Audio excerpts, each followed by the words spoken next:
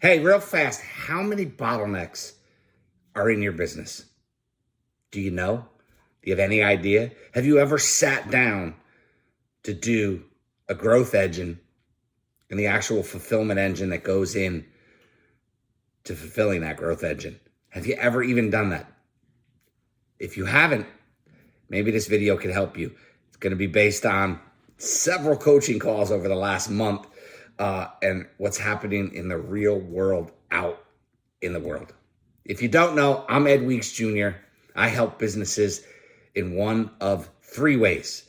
First, I help businesses implement OS, operating systems, to be able to scale, to be able to effectively grow their businesses. Second, I work as a fractional CMO to do two things: help businesses save money on overpriced, outdated, and really irrelevant digital marketing.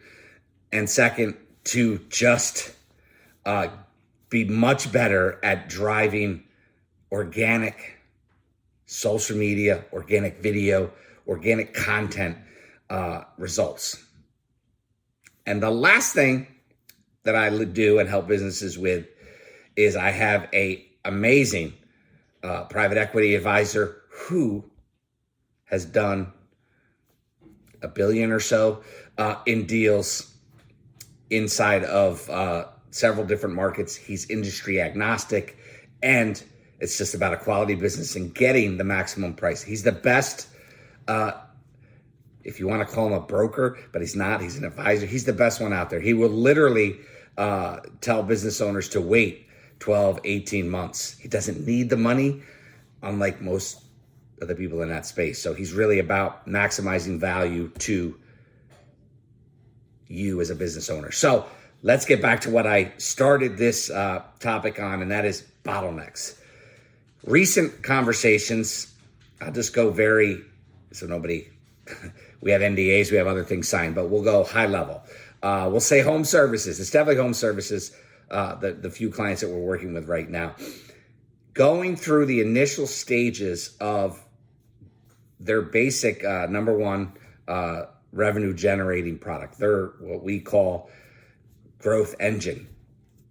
As we went through the process with the business owner, who in this scenario, this one business owner did a phenomenal job of going through and detailed fashion to come up with his growth engine. And as we went through this, we could see the potential for issues. A few things were a real lack of marketing, a real lack of actual referral program, and building out a network, and a couple of other scenarios just in that initial stage. On the fulfillment side is where all the bottlenecks started to show themselves. The sales process was always proposal, next step. Step C was always right to the owner. Got to be able to get on the phone, sales to the owner. So how do you step out of that business? What if you're away? What if you're on vacation? What if you're sick? What if this, that, and the other thing? What if they can't get a hold of you? Long story short, there was a huge bottleneck right with the owner. So training became very important. How to get all that is in his mind onto a actual SOP to be able to handle that process with the salespeople that he actually has and the biz development people that he actually has, instead of creating that bottleneck to him. Control. I get it. I had the same issue inside of my old digital agency. So bottleneck number one. Bottleneck number two was, after that process, getting a client to sign scope of work was a nightmare. There was several, it was over automation. How's that sound? All over automation of that process. There were so many automated messages, emails going back and forth to the consumer, to the potential, which should have been an easy customer, that it was like, whoa, wait a minute, time out. Instead of sending scope of work, sign this, watch this is the work that you can expect. How about one call? How about one seamless interaction from the salesperson straight through to booking it on the calendar. And as you're on the call with that person, sending them, hey, I just sent that over to your email. Did you get it? Can you check? Cool. Let's go through it and see if you have any questions. Instead of the 5 or 6 automations, one call. So much more effective, so much better use of the time which unfortunately still remains the owner, but in the process, we'll get it to where it is the salesperson, and what an easy flow from lead coming in to actual scope of project to basically everything that he was sending out in different steps to one call. Perfect scenario. So bottlenecks are huge. Look, in my own agency, go back to this client. This client and the actual second client had another same exact bottleneck, and that was a bottleneck of going to the job and then finding out what materials were needed. And both scenarios were not company trucks, individual cars with lettering so you could tell it was from that company, but nowhere to really store a bunch of potential products. One, let's just say handyman, the other HVAC. Reality was they had to go to the job, go see what was needed, then go get it, and then go back to the job. Instead of preparing, maybe on that call, this is scope of work, here's what we're going to do. Can we possibly go to a FaceTime scenario and be able to look at the job that we're doing? Okay, cool. We have a rough idea of what we need.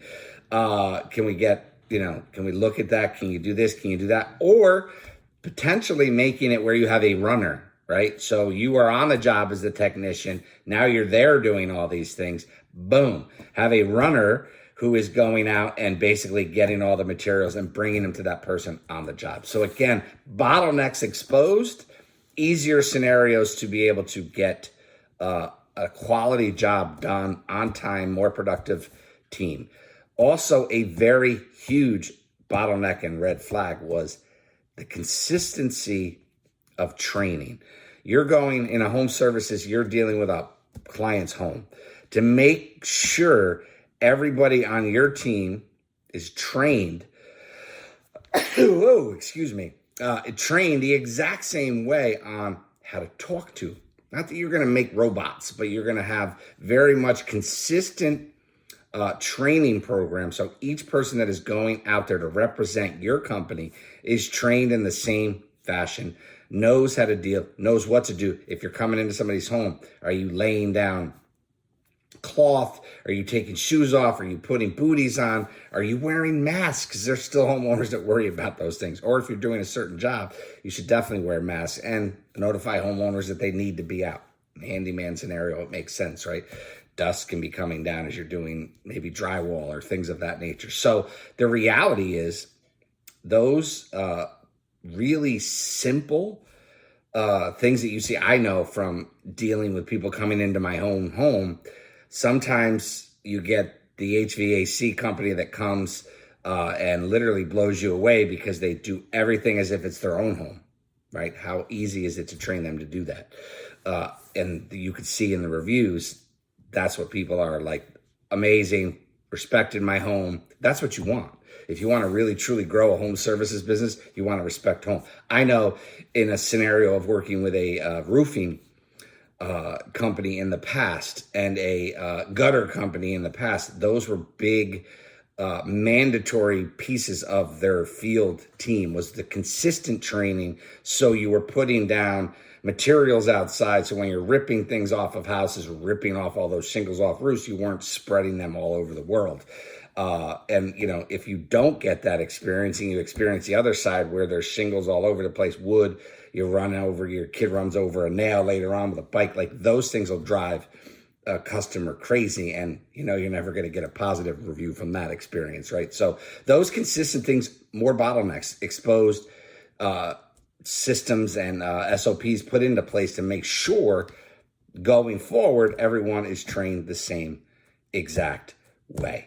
The other piece was a really simple one, right? So now we're not talking about the $5, $7, $10, $12 million business, right? We're talking about a smaller, both scenarios, between 750 and 1.5, maybe as high as 2.2 million. So not huge companies, relatively small businesses that don't have all these tools that some people may have. So even the process of asking for reviews, setting up a dedicated site for that business where you can just give that to the consumer when you're done. They sign off on whatever project you're doing in their home, and hey, boom, here you go. Yes, we can set up automations in the email. How many times do you get emails or texts that you really actually review something? Instead of somebody sitting with you, hey, is there things about this? Asking, is there things about this service that you really like? Oh, could you share that on a review? Takes 2 seconds. Takes 2 seconds to boost up your reviews, which are always good. You can use those for great social media. So those are the few scenarios that consistently in the past month have shown up with a few different clients that I'm working to get the right systems and get the right OS inside of their business to be able to handle scale. The other scenario is, how do you increase the average order value?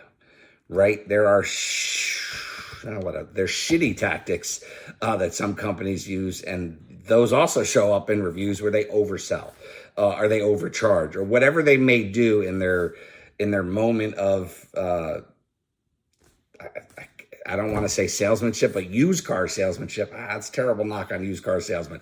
It's just bad sales practices that won't help. But is there ability to be able to come in and see other things that may be going on? Most HVAC companies, for instance, are doing plumbing work. Or if you're in where I am in New York, it's seasonal, right?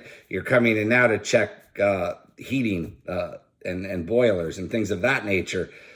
Is there ways to be able to say, hey, have you cleaned your ducts, right? We need duct work. Or is there potential other plumbing scenarios, things that people aren't thinking of, an emergency that maybe there's some tips, some things that you can get additional work. Better example is with the handyman business is, are there potential to come in and do fire extinguishers? Right? This changing of the daylight savings time recently, you're supposed to update your batteries and do all. Are there places that still don't have modern, up-to-date fire alarms? Things that you can just simply add to increase average order value. Awesome stuff. Like, there's all sorts of different scenarios, but look, a lot of that stuff is coming in the individuals that own the businesses that we're working with. But these scenarios, I want you to start truly thinking about inside of your own business, because you can correlate this to just about anything. I can correlate this to my own digital agency experience. I was the end all be all. I sold everybody. Leads come in, I'm selling them. How could you effectively really grow that way? All the relationships were through me, which means when I wanted to sell a business, or when I looked at a whole plethora of digital marketing agencies, that was the majority scenario. That was the case. That was what was going on, and probably is still going on inside of the digital marketing world. There's one sales talent that ends up being the relationship. Even if you have account managers and all these other pieces that I had that were dealing with the clients, they still ultimately view you as that agency. Transferable value, meaning somebody's coming in to buy the business, and now what's the value to transfer them is almost nothing unless you stay. And if you stay and want to work for some young kid who's an MBA who works for some private equity firm, God bless you. That's not the scenario I wanted. So working to make sure that we maximize the transferable value, remove the owners, right? There's 7 or 5 exits of an entrepreneur.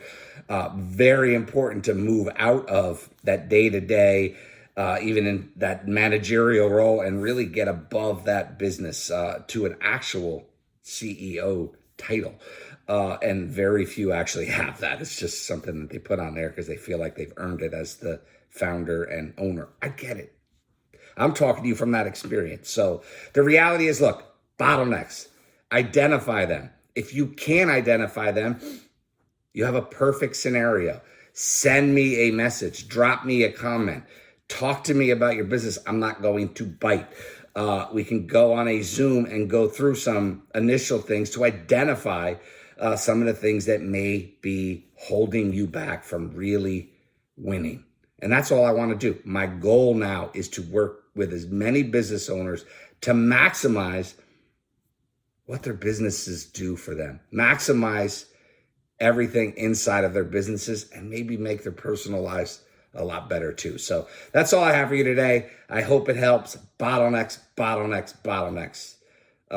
Until next time, deuces, everybody.